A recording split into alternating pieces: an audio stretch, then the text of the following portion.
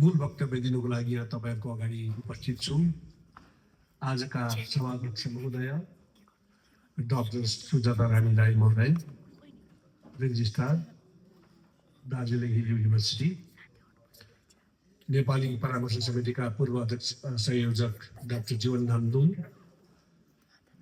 यहाँका प्रबुद्ध साहित्यकार डाक्टर श्री सचेन राई, यहाँ उपस्थित दार्जिलिङ गभर्मेन्ट कलेजका प्राचार्य महोदय, मञ्चमा उपस्थित साहित्य एकाडेमीबाट आउनुभएका पदाधिकारीहरू जस्तै स्नेह चौधरी महोदय तथा अपूर्व शर्माज्यू, चस्मा खोज्छ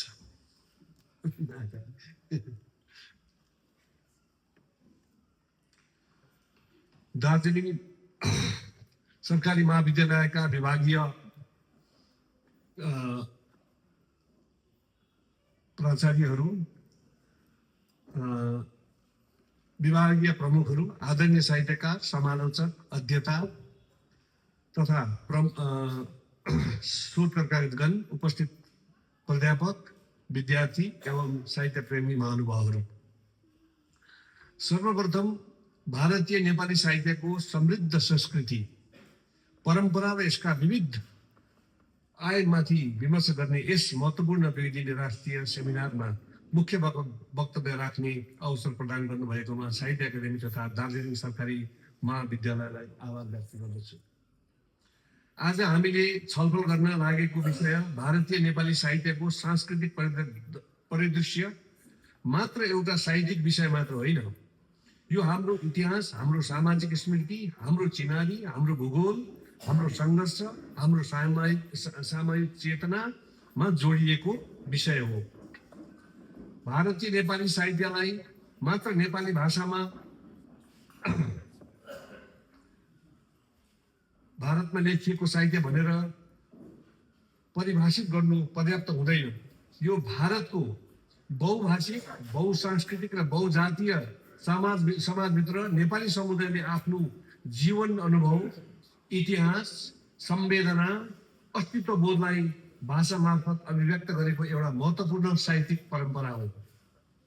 समाजको ऐना मात्र होइन साहित्य, स्मृतिको भण्डार पनि साहित्यलाई प्रायः समाजको ऐना भनिन्छ। तर मेरा विचारमा साहित्य ऐना मात्र होइन, यो समाजको स्मृति सुरक्षित राख्ने एउटा जीवन्त अभिलेख हो।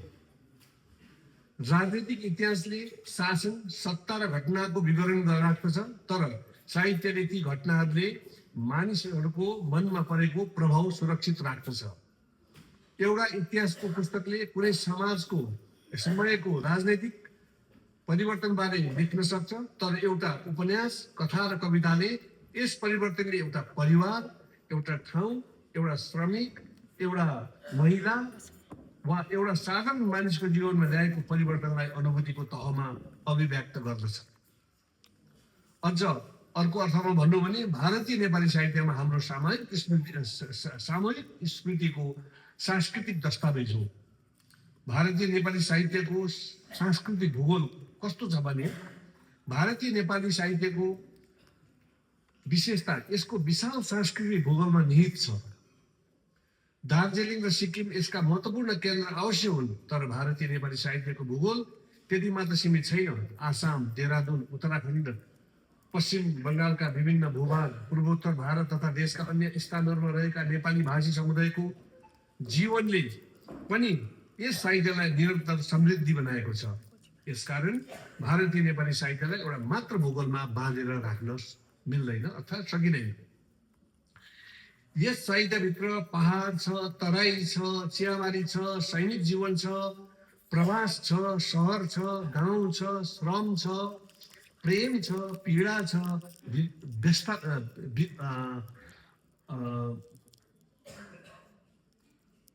विस्थापना पनि भएको छ र आफ्नो चिनारी जोगाउने निरन्तर प्रयासले यो समाजले र यो साहित्यले अहिलेसम्म गरि नै रहेको छ।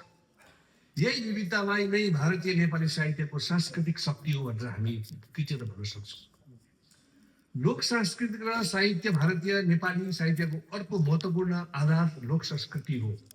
लोकगीत, लोककथा, किंवदन्ती, संस्कार, पर्व, जात्रा, धार्मिक विश्वासहरू, मौखिक परम्परा र स्थानीय जीवनशैलीले नेपाली साहित्यको संवेदनलाई गहिरो बनाएको छ। हामीले लिखित साहित्यलाई मात्र साहित्यको सम्पूर्ण रूप मान्नु हुँदैन। धेरै पटक एउटा समुदायको वास्तविक सांस्कृतिक स्मृति पुस्तकमा भन्दा लोकगीत र लोककथामा सुरक्षित हुन्छ। यसैले भारतीय नेपाली साहित्यको अध्ययन गर्दा लोक साहित्यलाई अलग विषय रूपमा मात्र होइन, आधुनिक साहित्यको सांस्कृतिक स्रोतको रूपमा पनि हेर्न आवश्यक पर्दछ। किनभने लोक साहित्यबाट हामीले लोक भाषाका शब्दहरू, उच्चारणहरू निकालेर हामीले साहित्यलाई ध्वनि बनाउन सक्छौँ। लोक संस्कृतिलाई निकालेर हामी संस्कृतिलाई ध्वनि बनाउन सक्छौँ र लोक जीवनको परम्परालाई लिएर हामी लोक परम्परामा निहित रहन सक्छौँ। यसैले भारतीय नेपाली साहित्यको अध्ययन गर्दा लोक साहित्यलाई अलग विषयको रूपमा मात्र होइन, आधुनिक साहित्यको सांस्कृतिक स्रोतको रूपमा पनि हेर्न आवश्यक पर्दछ। प्रकृति र मानव सम्बन्ध भारतीय नेपाली साहित्यको एउटा विशिष्ट पक्ष प्रकृति र मानव बीचको सम्बन्ध हो। हिमालय, पहाड, नदी, वन, वर्षा, कुहिरो, माटो र ऋतुहरू पनि नेपाली साहित्यमा केवल प्राकृतिक दृश्य होइन, ती पात्र जस्तै उपस्थित रहन्छन्। प्रकृति कहिले आश्रय हो, कहिले सङ्घर्षको भूमिका हो, कहिले स्मृतिको आधार हो र कहिले मानिसको अस्तित्वलाई र अस्तित्वसँग जोडिएको सांस्कृतिक प्रतीक हो। आज विश्वले जलवायु परिवर्तन, पर्यावरण सङ्कट र दिगो विकासका विषयमा गम्भीर चिन्ता व्यक्त गरिरहेको अवस्थामा भारतीय नेपाली साहित्यमा रहेको प्राकृतिक मानव सम्बन्धको चेतना अझ प्रासङ्गिक बनेको छ। हाम्रो साहित्यले धेरै पहिलादेखि नै मानिस प्रकृतिबाट अलग अस्तित्व होइन भन्ने कुरा अनुभूतिको तहमा प्रस्तुत गर्दै आएको छ। श्रम, चियाबारी र सीमान्त जीवनको दार्जिलिङको सांस्कृतिक इतिहास र नेपाली साहित्यको विकासलाई चियाबारीको जीवनबाट अलग गरेर हेर्न सकिँदैन। चियाबारी मात्र आर्थिक उत्पादनको क्षेत्र होइन, यो हजारौं मानिसको श्रम, हजारौं मानिसहरूको सपना, दुःख, सम्बन्ध, पुस्तादेखिको स्मृतिसँग जोडिएको सांस्कृतिक भूगोल हो। यसैले चियाबारी साहित्यमा आउँदा यो मात्र पृष्ठभूमि हुँदैन, यो आफैमा एउटा सामाजिक पात्र बन्न पुग्छ। श्रमजीवी मानिसहरूको जीवन, उनीहरूको सङ्घर्ष, वर्गीय असमानता, लैङ्गिक प्रश्न, आशा र निराशालाई साहित्यले आवाज दिएको छ। यसै कारणले भारतीय नेपाली साहित्यलाई बुझ्न सीमान्त र श्रमजीवी समुदायको आवाज सुन्न अत्यन्त आवश्यक छ। भारतीय नेपाली साहित्यको केन्द्रमा रहेको अर्को महत्त्वपूर्ण प्रश्न हो अस्तित्व। हामी को हौँ? हाम्रो इतिहास के हो? हाम्रो भाषा र संस्कृतिको स्थान कहाँ छ?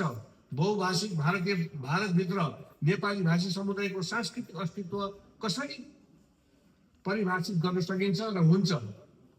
यी प्रश्नहरू मात्र राजनैतिक प्रश्न होइनन्, यी साहित्यिक र सांस्कृतिक प्रश्नहरू हुन्।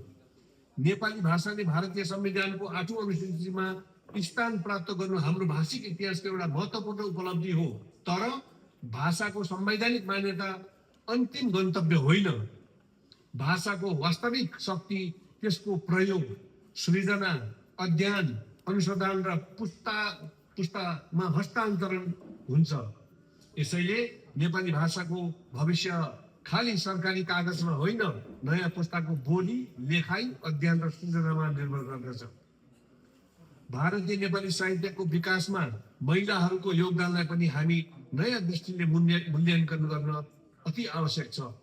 महिला लेखकहरूले घर, परिवार र सम्बन्धमा सीमित विषय मात्र उठाएका छैनन्, उनीहरूले सत्ता, समाज, लैङ्गिक असमानता, चिन्हारी, श्रम, प्रेम, स्वतन्त्रता र अस्तित्वका गम्भीर प्रश्नहरूलाई साहित्यको केन्द्रमा लिएका छन्।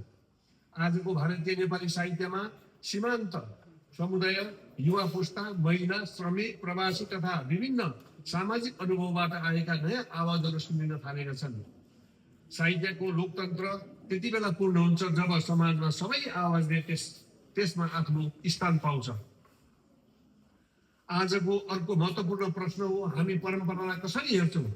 परम्परा भनेको विगतलाई जस्ताको तस्तै दोहोऱ्याउनु होइन, परम्परा भनेको विगतसँग संवाद गर्दै वर्तमान निर्माण गर्नु हो। भारतीय नेपाली साहित्यले लोक परम्परा, मिथक र सांस्कृतिक स्मृतिलाई आधुनिक चेतनासँग जोड्दै नयाँ अर्थ प्रदान गरेको छ। यसैले हाम्रो साहित्यमा परम्परा र आधुनिकता विरोधी शक्ति होइन, ती निरन्तर संवादमा रहेका दुई धार हुन्।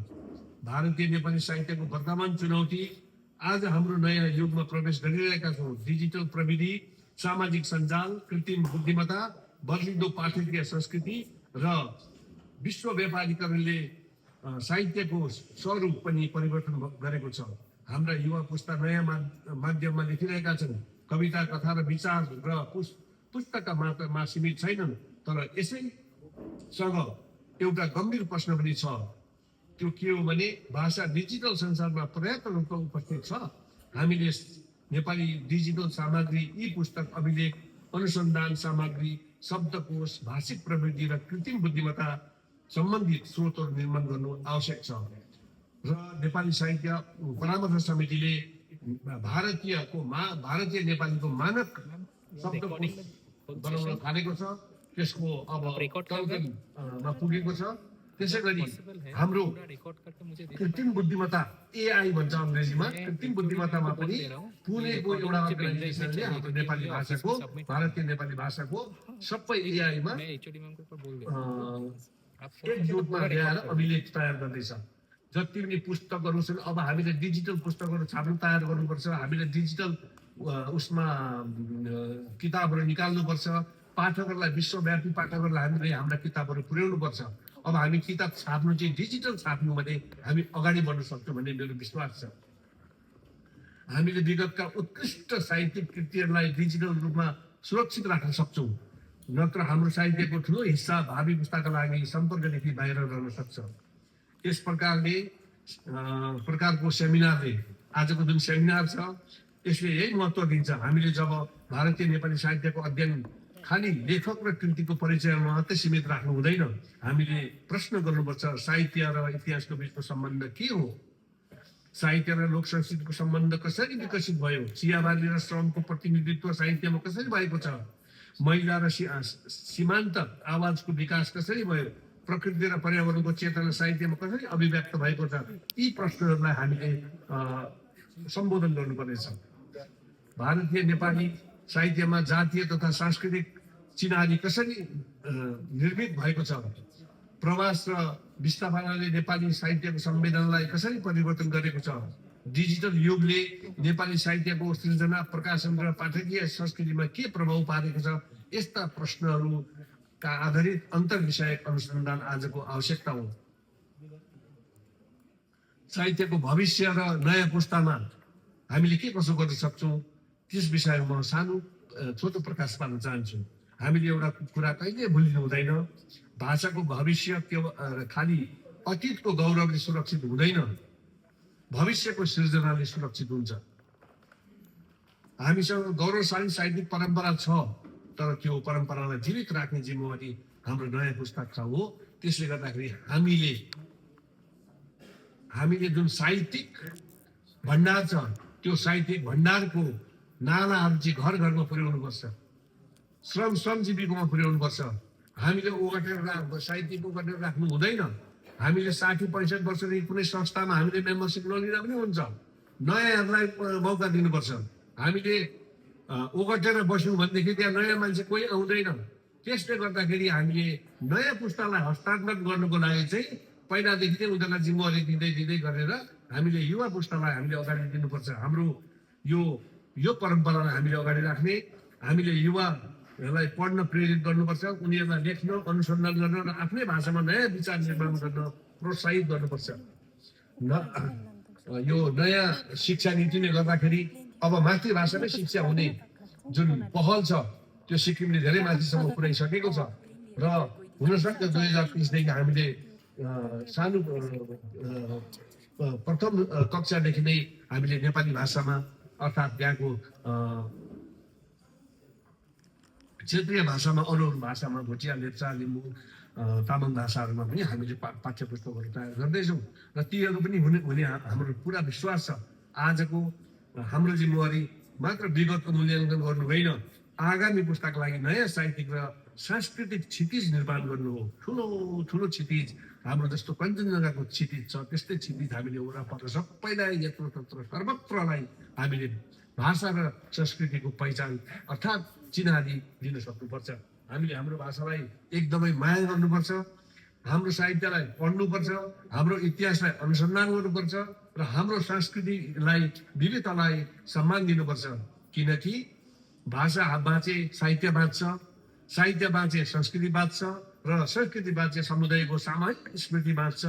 यस महत्त्वपूर्ण सेमिनारले भारतीय नेपाली साहित्यको विविध आयाममाथि गम्भीर विमर्शको नयाँ अध्याय प्रारम्भ गरोस्, नयाँ अनुसन्धानलाई प्रेरणा दियोस् र भारतीय नेपाली साहित्यलाई राष्ट्रिय तथा अन्तर्राष्ट्रिय साहित्यिक विमर्शमा अझ सशक्त स्थान दिलाओस् भन्ने शुभकामना व्यक्त गर्दछु। यस महत्त्वपूर्ण अवसरमा मलाई आफ्नो विचार राख्ने अवसर प्रदान गर्नुभएकोमा साहित्य एकाडेमी